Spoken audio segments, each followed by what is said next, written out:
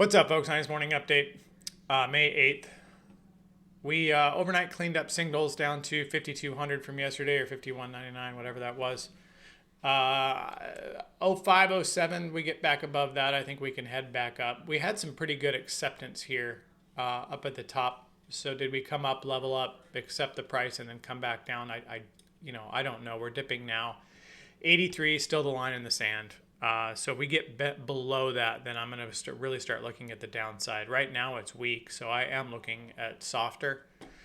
74 is the 50-day, so I could see us getting back under that today, possibly, if 83 breaks. 66 level could hold. I'm really looking at kind of this 48.52 as support. We break that, and then I think they'll go for the singles down here at 18, but that's just kind of what I'm looking at. So we'll see if the 83 bounces, possibly the 74. I don't know. It's definitely weaker this morning, but the dips have been bought. So as of now, I'm cautiously bearish. 13 is your pivot.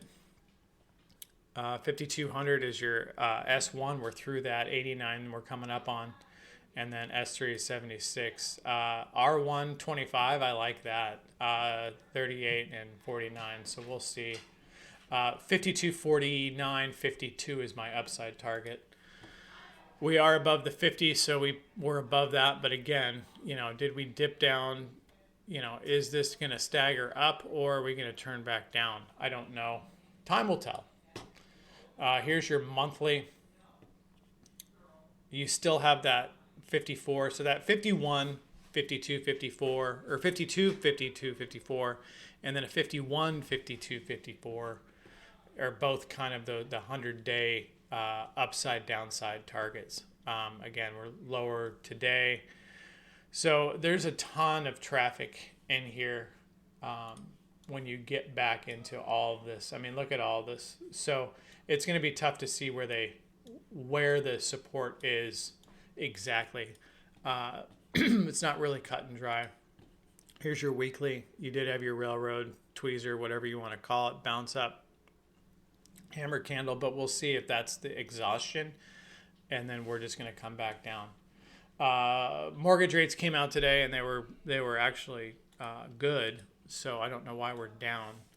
We filled this cash gap up here yesterday, up to 99.06. I left it on because it's interesting. Sometimes they want to repair it upside before continuing back downside, leaving no stone undone. So sometimes this is actually bearish when they come up, clean something up, and then they're going to start coming taken down.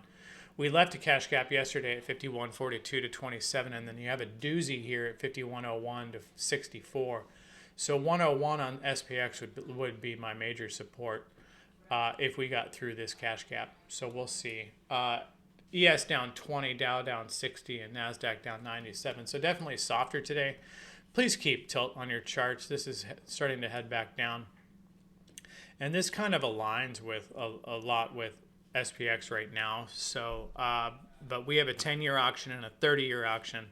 The further duration of those auctions, the more important they become. So like the 2 and the 7-year, whatever, but the 10-year is substantial. That's today at 1, and then the 30-year is all eyes on that.